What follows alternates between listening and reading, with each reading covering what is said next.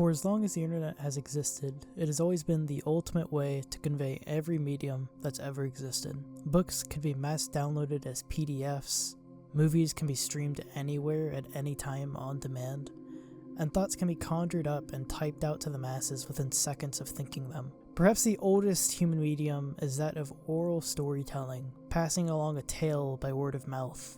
Storytellers would gather crowds and relay tales, with each telling gaining and losing certain details. The uncertainty of these tales have formed what we now know as folklore, stories told and shared within specific cultures. Oral storytelling is not an exception from being turned into a digital medium. You've certainly already interacted with internet folklore. Things like creepypasta, chainmails, and shared online phenomenon certainly fall within this camp. And so today, I bring you just 3 of these.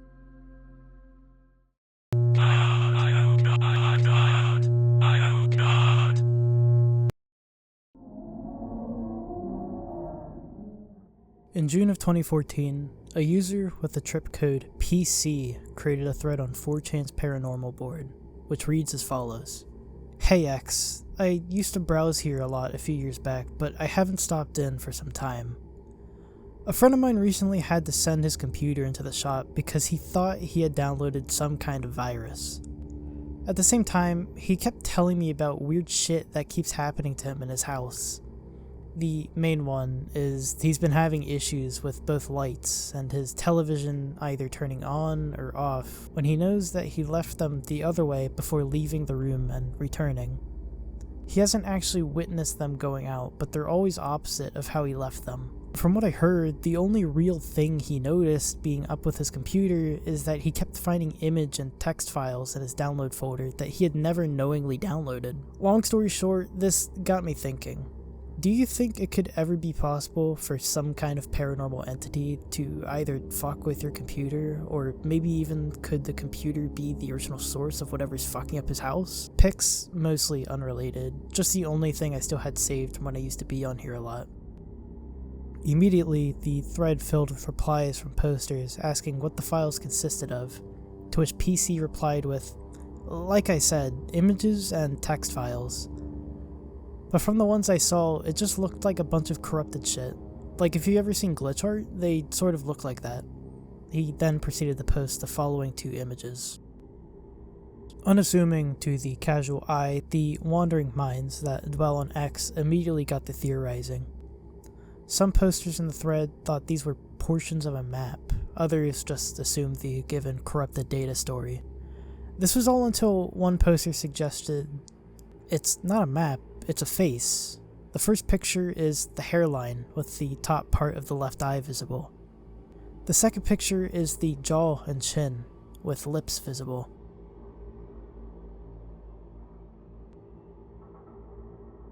Immediately after this realization, the posters were clamoring for more photos. However, the more attentive of them noticed a pattern in the top left. Adjusting the photo's contrast gave this. When using the bottom squares as zeros and the top squares as 1, you're left with a binary phrase, and when converted to a string, it simply reads God. And the text contained in this image is a Greek word, peripo, meaning approximately. Posters in this thread ran with this and interpreted it as the image saying, I am God. At the same time as this, PC was able to give another picture. When inverted and stretched to meet the other image's resolution, it produced this. At this point, the thread exploded with activity, with dozens of posters pleading PC to get a hold of his friend for 2 more pictures to complete the photo. It's at this point, PC urgently requests a sign-up-less video hosting site, and the posters obliged, providing him a link to TinyPic. PC posts, alright, he just got off of work and he keeps all of his clothing right now in the spare bedroom closet, the room with the blue couch. He went in to grab some clothes and to get a shower and then walked into his room. As he was about to walk out of his bedroom and into the bathroom, the door he passes in this video, he saw the light in the spare bedroom go out, and so he grabbed his iPhone and ran in.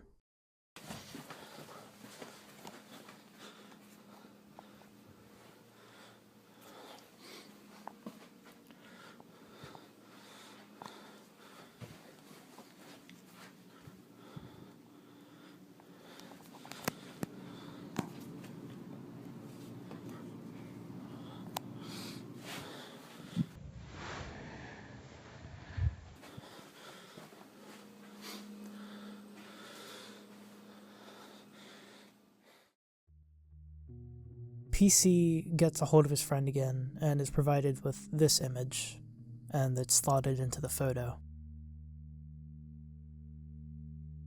A poster decided to search the phrase Peripo on Google and came away with a link to a Greek blog, with most of it containing posts talking about the end times and the apocalypse. An anon replies to this and claims, "Okay, what the fuck, now this thread is freaking me out. I'm not OP, but earlier in the day I got randomly redirected to the site, like just out of the blue. I've also been having crazy paranoia all day," with several other posters sharing a similar sentiment. Alright, what the fuck, I visited the site, and as soon as I did, I got a text from someone in my contacts, and the contact has no contact number. At the same time as this, another thread was posted on X. The message reads, "Please don't lose it this time." The image is very clearly the other end of the video we saw earlier. In the corner is the last photo.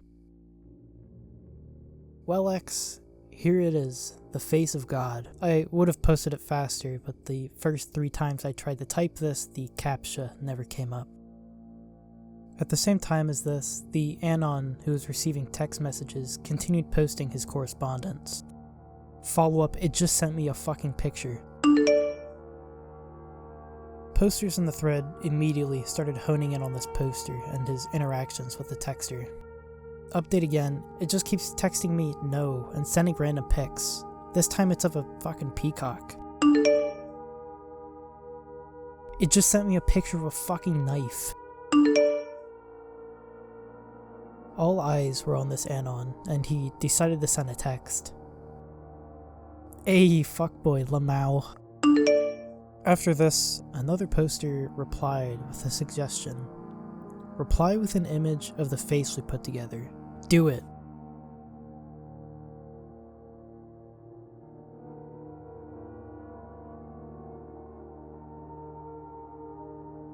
At this point, PC makes his final post. The fuck is going on here? Alright, my friend is asleep, and I'm probably gonna take off too. If anything comes up, I'll start another thread tomorrow, with some kind of proof that I'm the same OP. OC photo of the blue bedroom, or something. We haven't had any other issues tonight. Good night, X. Needless to say, this was an interesting ARG, and left a lot of questions.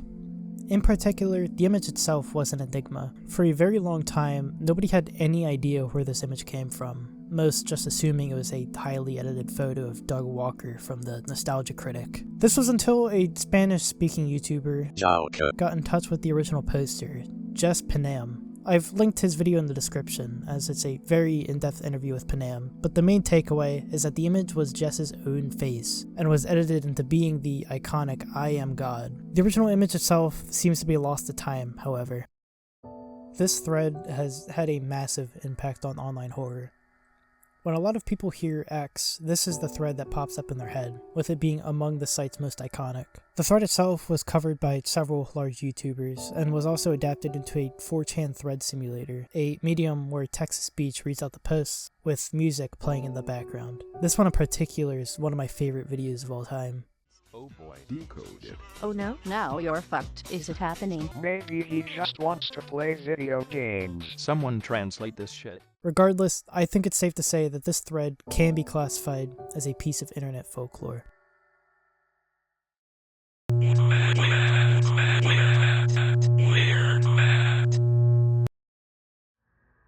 The Simpsons is the longest-running American animated series on television.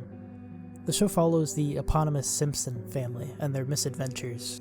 It consists of Homer Simpson, Marge Simpson, Lisa Simpson, Bart Simpson, Maggie Simpson, and Graggle Simpson. Or evidently not.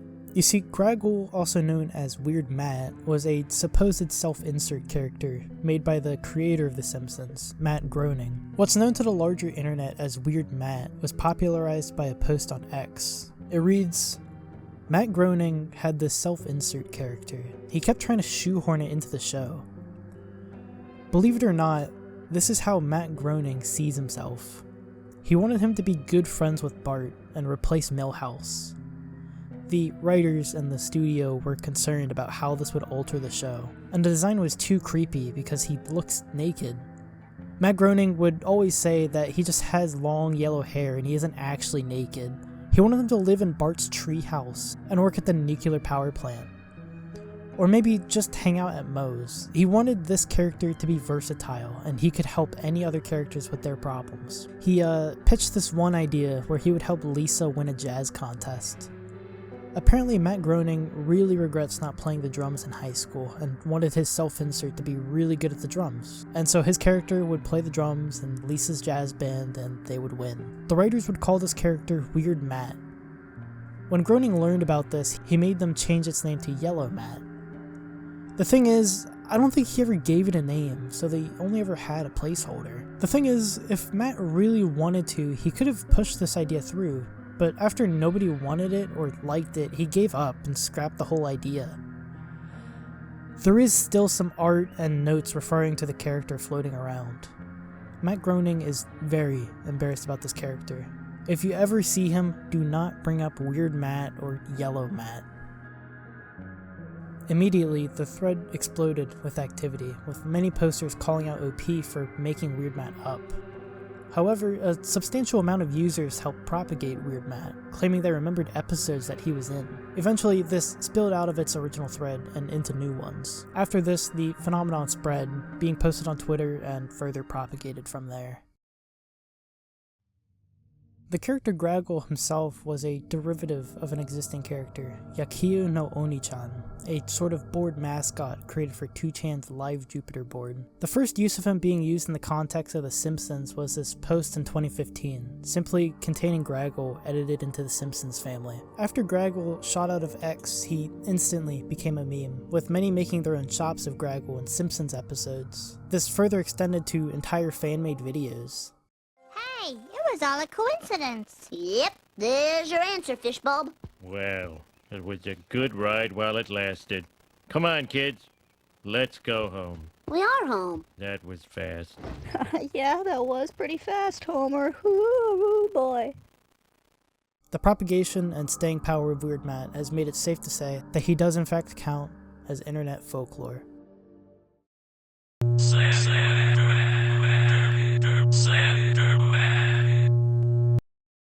Before large-scale social media took its place, internet discussion was fragmented among posters on internet forums and image boards. Perhaps the most popular of these was one called Something Awful, a creation of the late Richard Low-Tax Kayanka.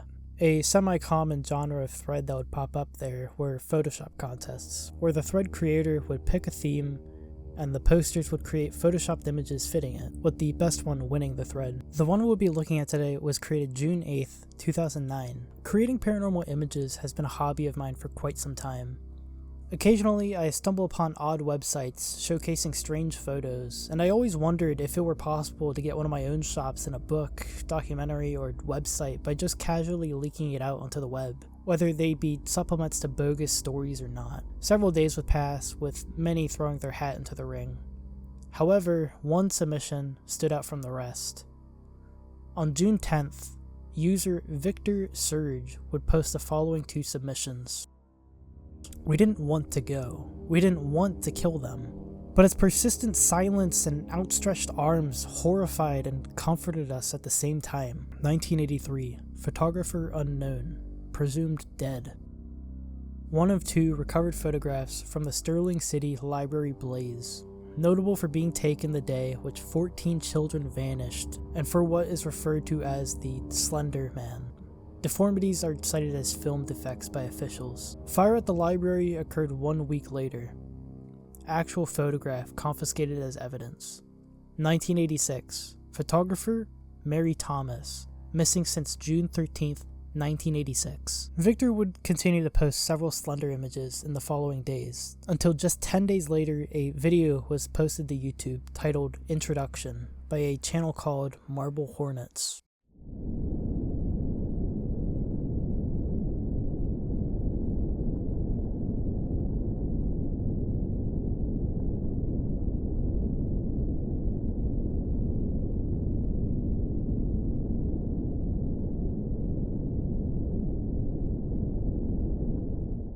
This video was the beginning of one of the most famous web series to ever be posted online.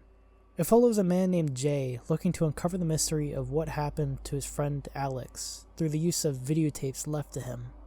The tapes contained tampering by an entity called the Operator. This is the series' dub for the Slender Man. While Marble Hornets is an excellent web series, we won't go much further in depth. What's important here is how popular this series got. Marble Hornets was the first application of Slender in a story besides Victor's original posts, and it grew alongside Slender, even overtaking him in search interest at several points. For several years, Slender would remain an obscure internet figure, relegated to forum posts and a web series. This was until a very important increase in attention occurred in the summer of 2012. Hey, what's going on, guys? It's Pat, and today we're going to be playing some more Slender. Hello everybody, and welcome to Let's Play Slender. How's it going, bro? My name is Pat. Welcome to... I guess the game will show you in... There it is. Slender. It is... Saying that Slender the 8 Pages was huge would be a massive understatement. Just for reference, this game was significant enough to get airtime on Adult Swim's Toonami blog, and the website crashed from people trying to download it. Not only did this propel Slender into the mainstream, it also defined indie horror as a medium, for better or for worse. It's around this point where creepypasta was also beginning to take off, and stories about him began to be written and read by a larger audience. Slenderman's impact is impossible to overstate, as mythos from his story has appeared in numerous online stories. Slender would also go on to be the main focus of several other games, with none of them being particularly interesting enough to cover in detail. Additionally, he was the focus of 2 films, with both of them being really, really bad. Saying that the Slender Man constitutes folklore isn't even a novel thought. As early as he existed, academics argued that he met all the criteria to become one, and so I feel it appropriate to give him a spot in this video. Thank you for watching. It's at this point where I must thank our 3 channel members: Coburns, Sebastian Mailbox, and XX Aukman XX. Your patronage is appreciated, and I must deeply thank you for your contributions. For $2 a month, channel members receive a neat little badge next to their name in the comment section, a thank you at the end of each video, exclusive commentary for each video I put out, and a role in the Discord server. Speaking of the Discord server, I encourage you to join if you haven't already. There's over 40 very kind people, all willing to chit-chat with you about obscure games, not so obscure games, hobbies, and other assorted things. If you made it this far, it's clear you don't mind the videos I put out. If this is the case, I'd recommend you hit those buttons that every YouTuber tells you to press, and also to leave me a comment telling me what you thought about any of the 3 folklores we discussed today, or even this video itself. Thank you for watching.